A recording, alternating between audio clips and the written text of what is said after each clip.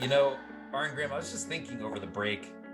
Homer had the donuts wrong, but he had one thing right. I mean, pork rinds, those are a great snack. I mean, why didn't anybody listen to that man? It's like basically almost a complete protein. It's natural. Like pork rinds are a pretty good snack. Drop that donut and don't be afraid. The cheat meal or cheat day is not actually the worst thing in the world. If you stay precise 90% of the time, the cheat meal can allow you the mental freedom to succeed and sustain. This week at the Maximal Being podcast, we talk about the cheat day or cheat meal, the science behind hunger hormones, the psychology and the data behind the cheat meal or cheat day, and how to cheat most healthfully. Also, you may notice that your gut rejects cheating when you eat clean the rest of the time. Do us a favor, Maximal Beings, and leave us a comment or review. Hit the subscribe button, let your friends and family know so that we can get the word out. You cannot supplement your way to health, but there are things that we need to add to our lives that can maximize our pathway to wellness. The American diet is virtually devoid of omega-3 fatty acids, which play a major role in cardiovascular disease, gut permeability, and mental health.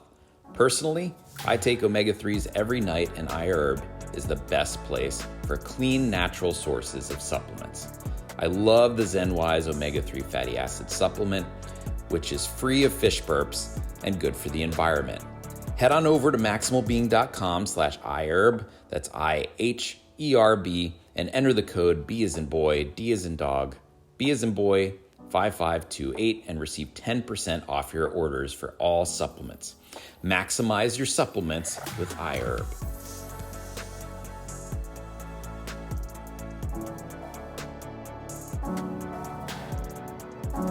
Welcome to Maximal Being, a GI doc and ICU nurse that break down the science so you can exceed your gut health, nutrition, and fitness goals.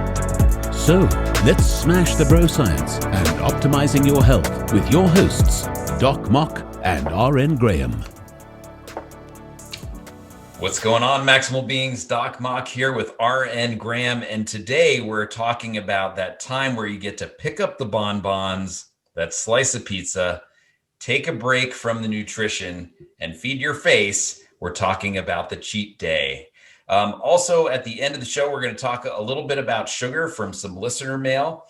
And if you have not done so already, do us a favor, leave comments, hit the subscribe button, because we want to get the message out for Maximal Being to all the rest of the people and all of your friends and family. Let them know about the podcast. As usual, I'm Doc Mock. I am an advanced GI doctor practicing in Cleveland, Ohio. That's a GI doctor that manages cancer. I also do nutrition and gut health counseling for patients. I definitely love doing the podcast and getting the word out. Gut health is absolutely a passion of mine, not only at work, but talking to people about it and counseling and getting all of you through your chronic GI issues. So in Miami, I have RN Graham, who is out of the ICU, and I don't know, is he doing a cheat day? Maybe, I don't know. Every day is a cheat day if you're doing it right. So, hello, Maximal Beings. It's RN Graham here, enjoying another session with my good friend here, Doc Mock. I am a registered nurse down here in South Florida. I work mainly in the ICU, both COVID and the regular ICU. I am an ex-physique competitor, and a little bit of a guy who tends to work out from time to time and might know a thing or two about fitness and nutrition. So back to Doc Mock, and he'll once again introduce a topic, and we'll go from there. Yeah, so as we mentioned in the intro there, we're talking about the cheat day. You may not want to call it the cheat day. Whoa. I'm sorry, you say cheat day? Mm-hmm. That's right. I don't know if I believe in a cheat day, my friend. Oh, well, let's unpack that, RN Graham. Yeah, we're definitely going to have to unpack that one. All right, so let me lead off by saying this. Here at Maximal Being, as we'd say time and time again, it's about sustainability. So Is there something called a cheat day? If you're doing it right, you don't need a cheat day. That's the first thing I'm going to say. Um, Anything that is done properly, you plan it out, you set out a goal for yourself, you don't have to cheat. You don't have to cheat in anything in life if you're doing it properly. So that term cheat day or cheat meal, I personally am not a huge fan of it because it depends on what you're doing and how you're laying everything out. Now, since we are trying to, educate people and get people on that level, yes, you can definitely cheat if you're doing it the right way. What do you think, Doc Mock? Yeah. In terms of my own personal journey, when I was starting out going from, the traditional American diet that's filled with processed foods, sugar, carbohydrates, simple carbs, transitioning from that to more of a, nutritionally dense, calorically, liberal strategy that's sustainable was difficult. And when I started out, I did give myself, one day a week where I could still go out to dinner, still have those tacos and have a margarita. But I noticed a weird thing, RN Graham, as I was going through this journey, the more I did it, the less I wanted to do the cheat meal. It was interesting. My body just said like, oh God, stop doing that to me. And it's incentive not to do that. And I think we're going to talk a little bit about why that is and why we talk to our clients about that. But I think it's a good way to kind of bridge the gap. But your body may eventually, once you get on a good, sustainable, nutritious solution, reject the concept and tell you what to do. So, when I was doing my research about, are cheat meals good? Well, should I do a cheat meal? What exactly is a cheat meal? I came up with articles that said stuff like, "Oh, with a cheat meal, you're only cheating yourself." And then I found articles that were like, "Gain big with bad foods." I'm just like, wait a minute, that how is this? I'm getting mixed messages here. You know, am I really cheating myself if on the occasion I eat something that I want to eat? If I eat burgers, fries, loaded with mayo and barbecue sauce every day, am I really going to gain big? I think I will gain big, but I'm gaining big in the wrong places. So, what I really want to tackle in this podcast with you is what is technically a cheat meal, and what is the difference between a cheat meal and a cheat day. So, to me, a cheat meal is that one meal I get once a week where I can splurge a little bit, kind of reward myself. Now, there are scientifically proven reasons why this meal is actually very beneficial for you. In fact, it's sometimes needed, especially like you said, when you're doing that transition into, a nutritional plan or a nutritional lifestyle. Yeah, it's doing anything cold turkey is very, very difficult. You do have to have that transition. Um, and so I believe that, that one meal, it's fine. It's absolutely fine. It's rewarding. Even if you do it as a day and treat yourself with little small things throughout the day, it is appropriate. Now, when I say cheat meal, am I talking, you know, burger, fries, Coke, another burger, another fry? No, that's not what I mean by a cheat meal. Now, maybe your definition of a cheat meal is a little different than mine, but how do you feel?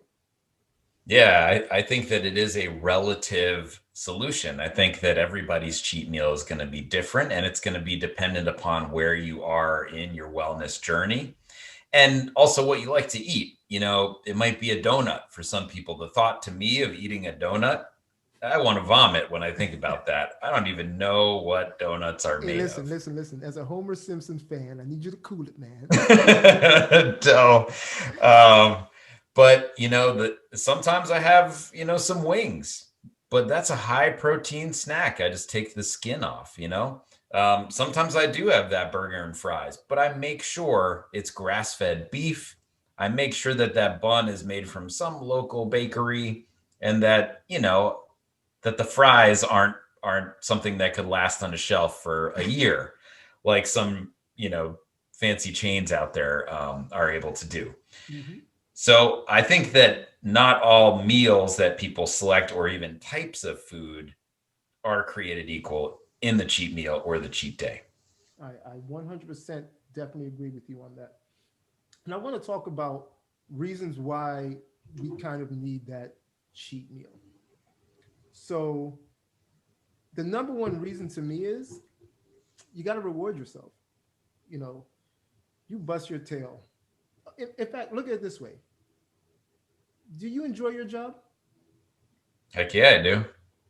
Would you enjoy it if you weren't getting paid? Sometimes. But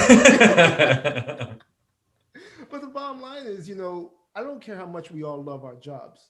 You know, the reward of getting that paycheck at the end of every 2 week, at the end of every week, whatever, whenever you get paid, that gives you more incentive to say, you know what? It's worth it. Even when you have that bad day, it's worth it. So I kind of equate the cheat meal to that, that reward system that, okay, well, look, listen, I've bust my tail for, the last 5 days. It's Friday. I'm going to go out and I'm going to have something a little bit more fun to eat than whatever else I'm eating, which I'm going to debunk that in a little bit, because you can have fun and have wonderful meals without having a cheat meal. So there was actually a research study done, the Academic Journal of Nutrition and Diabetes. And what they found is that they did a comprehensive study. In this comprehensive study, it took 12 studies. And what they did was they basically based it on a incentive program, whether it be incentive by money, incentive by whatever, for people to have, different dietary behaviors. And what they found in 11 of those studies, people did much better when there was an incentive at the end of the period. Now, to me, the cheat meal is one of those incentives. Difficult. What I'm trying to say with all this is you bust your tail, it's okay to go out and have a little reward. Now, to lose weight, theoretically, you're supposed to be burning you're supposed to be in a deficit of about 500 calories a day, or $3,500 a week, 3,500 calories a week. And with that, you'll lose about, 2 pounds, which is healthy weight loss. So if you're going out and you're having, a cheat meal that is 500 calories, you're doing okay. But once again, if you're having that cheat meal and that cheat meal consists of, the burger, fries, and drinks, the average combo is around 1,200 calories. So you got to think over the last week, over the last 5 days, you bust your tail in and outside the gym by going to the gym, doing your workouts, by being at home doing NEAT. If you don't know what NEAT is, check out the podcast on NEAT. So you do this for the last 5 days, and then with one meal, you're destroying half of everything you've just done. So that's how I look at the cheat meal. And, the bottom line is have a burger, have a grass-fed burger. Look at it in the sense that, okay, is it bad for me? In the grand scheme of things, no, because I've chosen a healthy burger, which is grass-fed, free of hormones. I've chosen a nutritious type of bun. I've omitted the ketchup or the mayo or the barbecue sauce or whatever it may be. I went with a healthy cheese. Like you said, protein-rich foods. Yeah, and there are certain condiments that are like free, right? Like flavor is free. You put a spice on anything, like your body does not react metabolically to that spice at all. Mustard, I mean, that's like 0 calories, right? It's nutritionally free. So instead of loading it up with sweet ketchup loaded with sugar, put the mustard on there, put some pickles. Pickles are a great source of probiotics, right? That's basically, so you definitely can do up the cheat meal and make it not a cheat meal.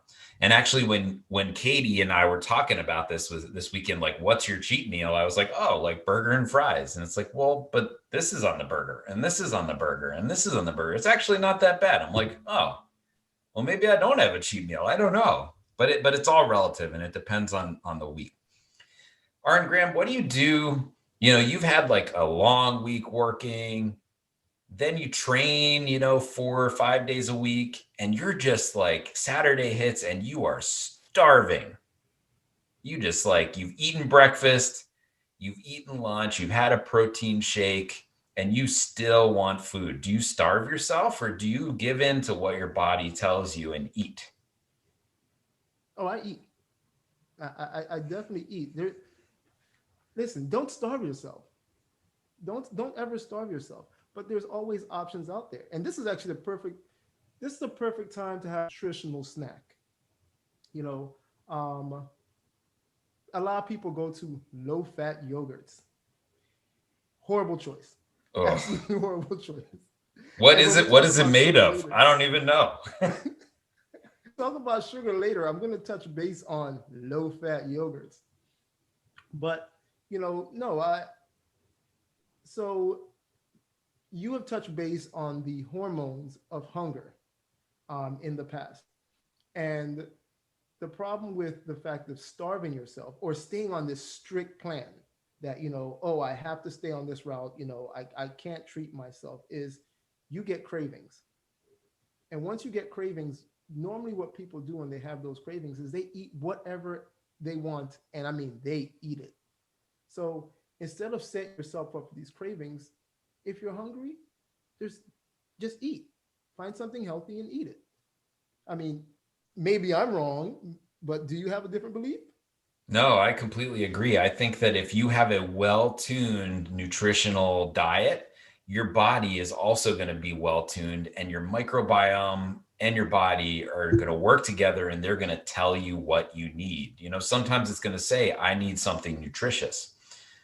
A lot of the time my body is going to say like, oh, I need, carbs right now, right? If I've just trained, I got to replete my muscle glycogen. And so I'm going to eat carbs, but instead of having, potato chips, I'm going to elect to go with maybe a sweet potato, or I'm going to go with, an apple or something a little bit better for you, some oatmeal. So I think listen to your body and definitely don't starve yourself, right? It's, we always think of, and trainers teach this all the time in the gym, that it's like calories in minus calories out equals deficit. Done. End of math equation. But really, and we wrote an article on this at maximalbeing.com. It's more than that. There's quantitative data within that. So it's more of a logarithmic calculus sort of equation, not arithmetic, right?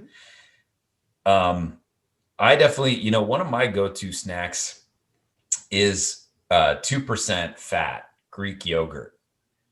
That is like a superfood. I mean, 20 to 25 grams of protein. It comes from nature, very limited amount of sugar. And the sugar that you're getting is essentially the lactose, because lactose is a sugar. It's a milk sugar. You're not getting added sugar. And you may say, well, but I like my yogurt to taste like something else. So I want to buy the yogurt that's already got the honey in it, or the fruits or anything like that. But when you do that, the people, in order to preserve those things that they've added into the snack, have added a lot of sugar so that fruit will stay fresh and not harm you. So what do I do? How do I hack around that? Well, if I want something else on it, I add a little bit of honey on top, right? I control the amount. I know how much sugar's in that.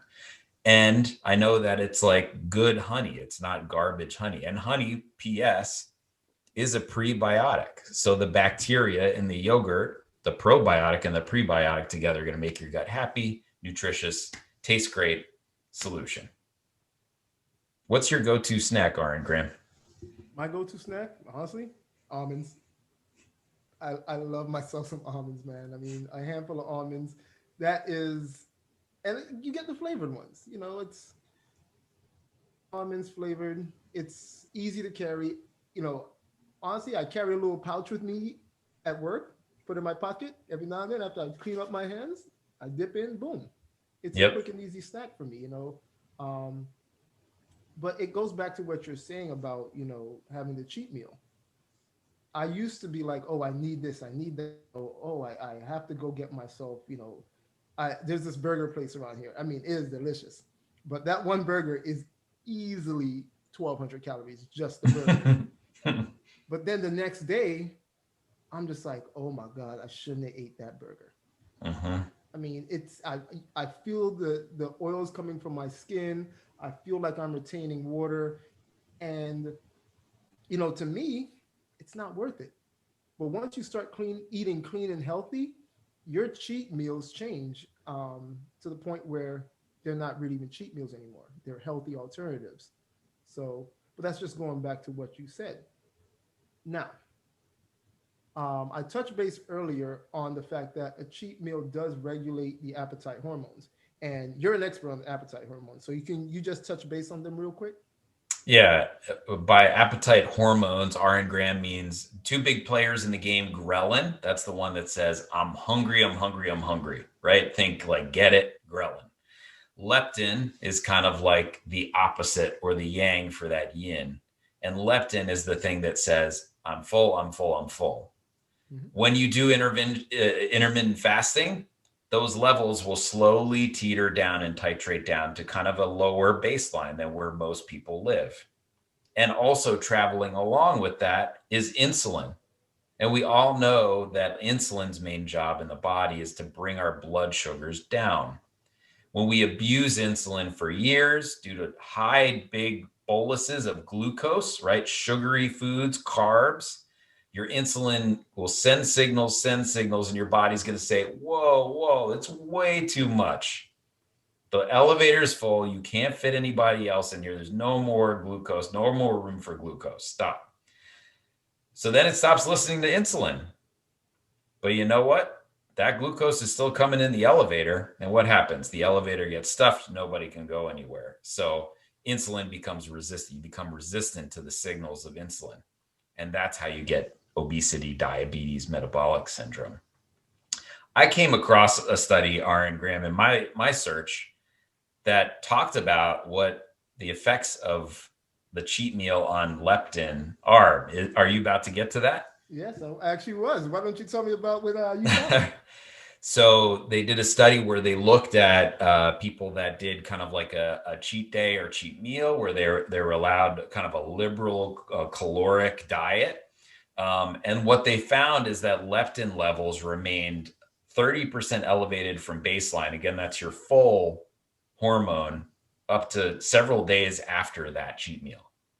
So not only does it have psychological benefit, it has physiologic benefit on your psychological benefit. That's the exact same article I wanted to touch base on. That's why I wanted you to talk about the appetite hormones. But go ahead, please continue. Ladies and gentlemen, great minds think alike. I came across another study too. I don't know if you found this. It was in the Journal of Consumer Psychology. And what they did is they randomized patients to a caloric restricted diet, 1,500 calories a day, or a caloric restricted diet, 1,300 calories a day. Plus, at the end of the week, they get 2,700 calorie day. So that's like cheat meal day. Mm-hmm. There's no verbiage in it as to like what they're allowed to have, not allowed to have. And what they found, and I will say with this caveat, low number of patients, right around 36 participants, mm-hmm. and very short follow-up. We're talking 2 to 3 months. Okay. But what they found at that very short follow-up, low participant level is that the people that were even at a lower caloric deficit, 1,300 calories, who got the cheat meal, were able to sustain and state that they could sustain the diet for a longer period of time than the 1,500 calorie group. So that's just an interesting, like, alluding to the fact that, maybe the cheat meal has some ability for people to have sustainability in terms of their lifestyle. Now, we at Maximal Being don't advocate for such a strict caloric restrictive diet for all people. You as a human being, based on your height, weight, sex, age, activity level, you need calories for all of those components. And we have great success with the math that we do based on that.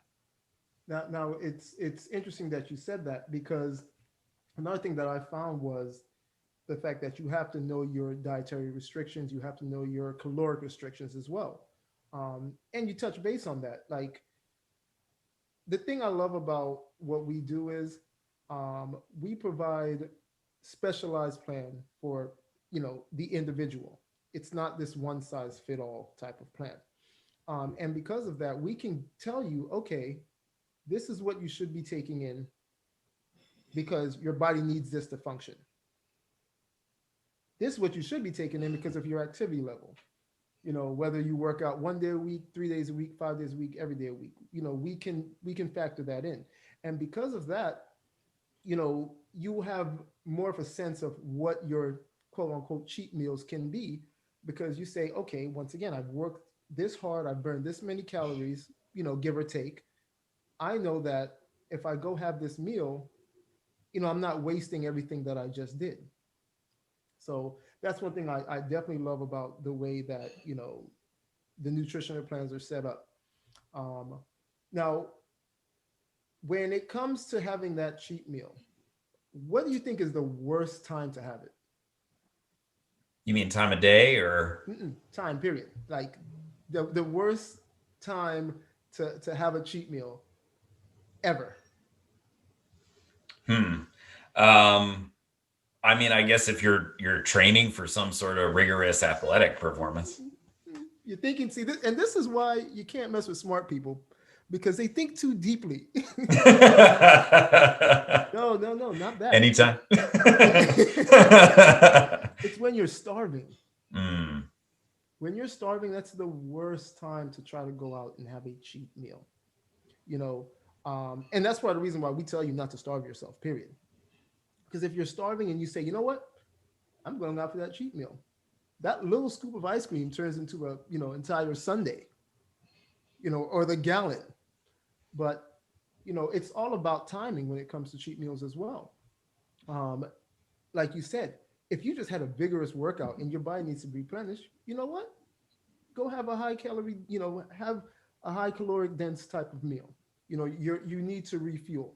Or if you know that you have a vigorous workout in the morning, overnight before you go to bed, it's okay to have that cheat meal. If you're doing leg day, you burn a lot of calories. You want to get in the gym and burn some calories, do some squats, do some deadlifts, just move your legs. You will burn through calories like it's nobody's business. And a good way to have success on leg day is to make sure that you really fuel your body the night before with nutritious foods. Yeah, you're going to find that if you're training rigorously, that you're probably eating way more food than you even think that you're going to need to eat. So, and the investment, as we talked with our friend Jackie on our intermittent fasting podcast, the investment is the day before you work out. You're going to feel the effects of the nutrition and the drink that you put in your body the day before.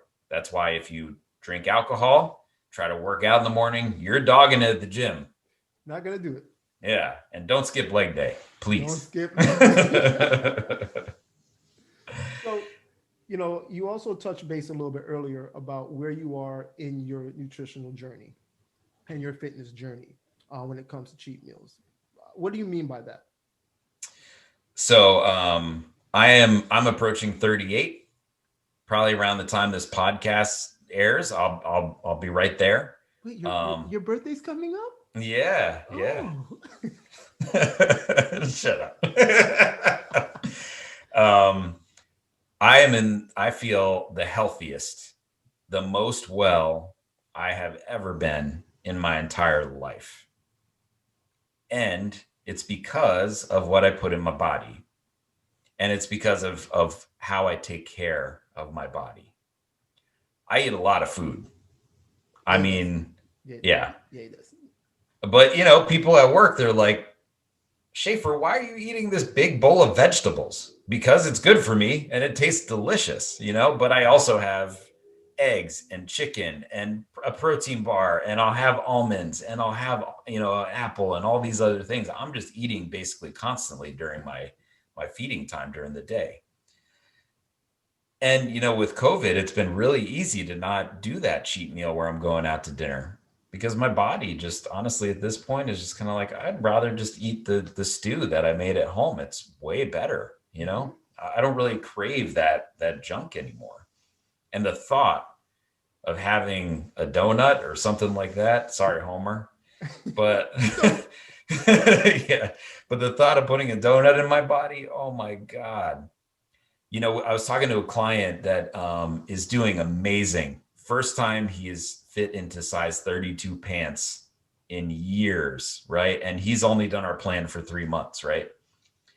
Um, and he, in the beginning, you know, I was like, you know, every week, it's okay. Just take a cheat meal, you know, have some pizza, whatever you want, whatever will get you back to that 90% on switch.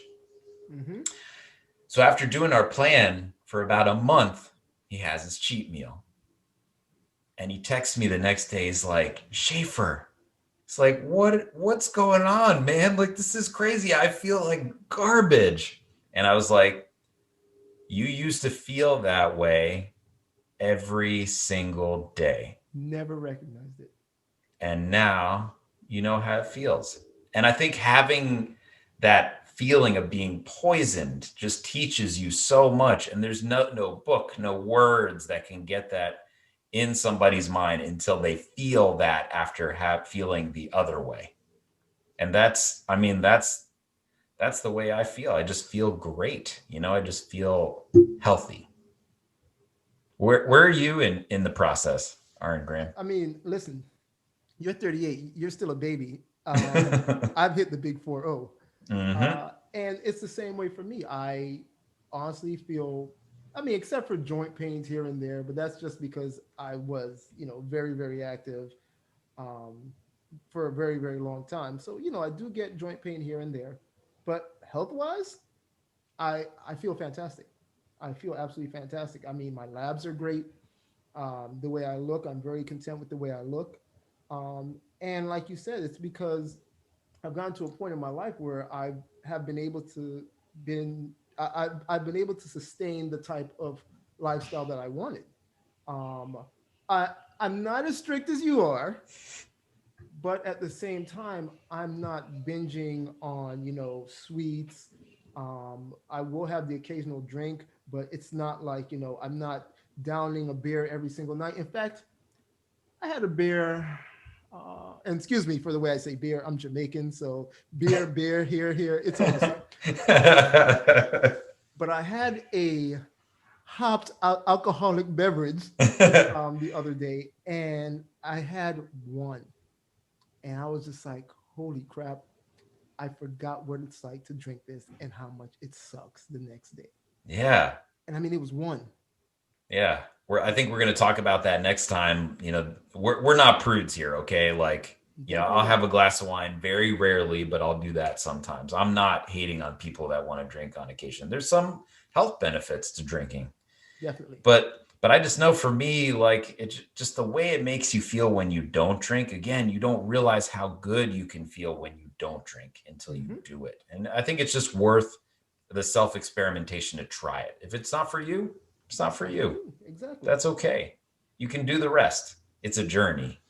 It definitely is, and it's a journey that is worth taking. And like you said, you get to the point on this journey where those foods that you used to crave and, oh, I need this, and that's one thing, with our plan is, it's okay, what is something that you enjoy that you feel you need, and we'll tell you, okay, on occasions go out and have it. But then if you stick to the plan, you'll notice that you don't need it. You really don't, and your body will react, and it will tell you, like you said, oh, I feel like crap. And you'll notice that I used to always feel this way, but now I know what it feels like to feel good. Now, as you said, we're not prudes. We aren't. And we do want you to go out there and, you know what, eat the slice of pizza, have the burger. There are certain meals out that you can go out there, and first of all, have the option, make it at home because you know what you're getting, you know what you're putting into it, and you enjoy food so much better. I mean, at least I do. When I cook it at home and I know what's going into it, I feel better when it's going into my body. But one of the one of the options that I love for a cheat meal is pizza. But pizza can be prepared many different ways. My advice, if you choose to do pizza, first of all, pizza is not the entire pie. It's a few slices. Hmm. Share it with a friend, share it with a family member. You know, get a whole pie, you share the pie. But do a veggie pizza. You know, if you're going to do crust, try to do a thin crust or some type of whole grain. If you're going to do cheese, try to find a low fat cheese option. Not all cheeses are created equal. You touched base on the burger earlier. If you're making a burger at home, how do you make it? Pretty simply, I mean, spices, maybe an egg sometimes, salt, pepper, make a patty, throw it on the grill. That's it. I'm not That's it. deep frying it, right? No, why not? You can make it in a pan too. That's good. You can put it in the oven, I guess, if you wanted to, but it probably tastes a little dry. But grilling and baking and cooking in a pan without, filled with oil, those are great ways to cook food, and that's healthier than your fast food burger that's been deep fried. Do you like Mexican? Love Mexican food. Is Mexican food healthy? Real Mexican food is healthy. There you go. Mexican food, it like you said, real Mexican food is very healthy. And you want a good cheat meal? How about some salsa chips and some guac? Good Good, fats, good good fats. carbs. Yeah. Vitamin C in your, if you have salsa. Hmm. What about fish tacos? Yeah. Omega 3s. It depends on how you prepare the fish, Once but again, it depends on what type of fish you're using, and it depends on how you are preparing it. We're yeah. not saying go out and deep fry this fish. That's not Yeah. what we're saying. But if you toss on the grill, you know, or if you oven bake it, it's delicious. Toss some salsa on it. Instead of using a corn tortilla, maybe you can just use like lettuce. Little things like that. There's little things you can do to boost it up. But cook at home. If you want to do spaghetti, do a lean ground meatball, and do veggie spaghetti. I love sweet potato fries. Make them at home. You know what I eat them with? Instead of dipping them in ketchup, which is loaded with sugar. One of the things we'll touch on here in a little bit. I use Greek yogurt. It's delicious. And you can And make your own aioli. Just put, chili powder, a little bit of cayenne in that Greek yogurt. Boom. You have something that tastes delicious, is and spicy, healthy. and you're getting protein. Yeah. Yep. Last thing I want to touch on is a cheat meal doesn't have to be a full meal. It could be a snack, as we said earlier. You have the options. There are low fat ice creams that are absolutely delicious, and they're not loaded with the calories, and not loaded with the fat. Um, One of your favorites, dark chocolate. We've talked numerous times about the benefits of dark chocolate. So even those little things, as you go down your journey, you'll notice that those fill that same craving that burger and fries used to fill. Yeah, and just to nerd out for a moment before we go to a break, the reason why people feel that like feeling of being poisoned, right, is when you eat a food that's foreign to your body, right? Our ancestors didn't eat it, and your gut has little holes in it, right? And has these gatekeepers that are trying to keep things through those holes, but also get nutrients through it.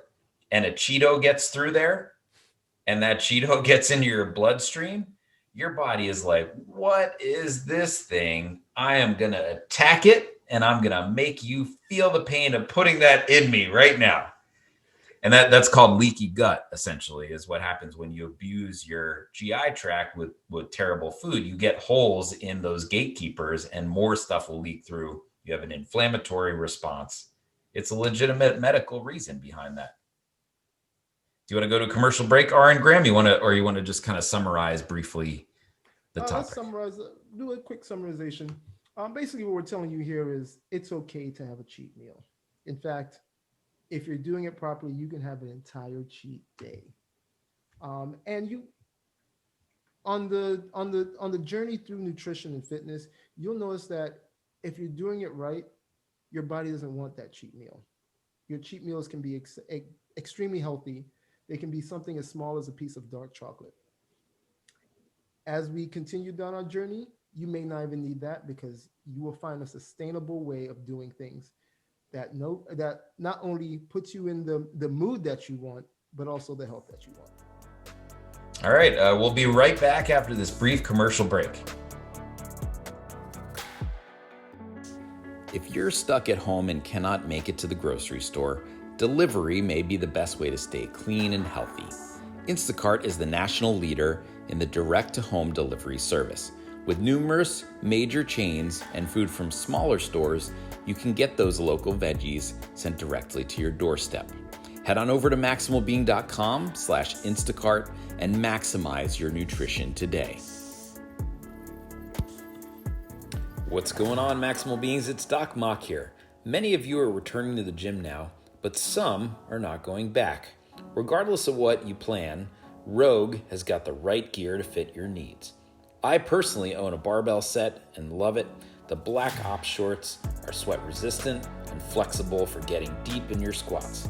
Head on over to maximalbeing.com/rogue for our referral link. Order 3 items and they ship for free. And as usual, it's Doc Mock, and I'm here to maximize your pathway to wellness. And we're back.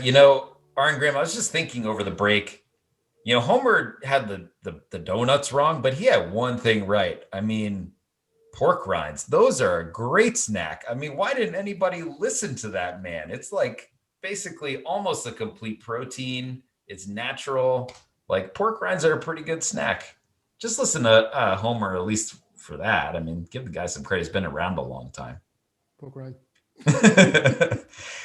All right. Our first piece of listener mail is from Sammy. And Sammy asks, how much sugar is too much? How much sugar is too much? Well, I'm not a big sugar guy. I used to be. Oh man, I used to love sugar. I'm talking about back in high school, I used to drink a 2-liter soda in one sitting. And that's a whole lot of sugar. Dang. I'm lucky not to have diabetes, by the way. But according to the American Heart Association, 6 teaspoons of sugar, which is 25 grams, is all we should be taking in added sugar. Now, the fact of the matter is, here in America, the average person does 22 teaspoons a day of sugar, which is 88 grams, which is way too much sugar. And sugar hides. That Starbucks Frappuccino, that is 50 grams of sugar. That is twice your recommended daily value in one drink. In one drink. Yeah, I think 25 is definitely like the recommended cutoff. If you want to go 25 to 50, I think that's okay. If you're training, of course. Yes. That's like basically 2 apples a day worth of sugar. Not all sugars are created equally, right? Very true. Yeah, and I think that's actually our next piece of listener mail from Ariel. Are there sugar substitutes that are acceptable? So yes, there are. I think that's the quick and simple, easy answer. Sugar substitutes used to be things that we put in diet products, and those are not good for you. They lead to the same weight gain, same damage to your metabolic system. And, in mass quantities do have potential to at least cause damage to your DNA. Over the recent few years, sugar alcohols have come into play, and those are in a lot of protein bars. And they state that it doesn't have the same metabolic consequences, which is partially true.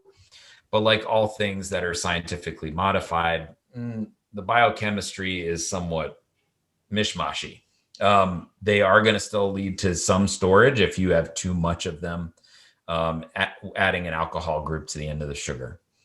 And now there are more natural forms like coconut sugar, apple butter is a great source of sugars.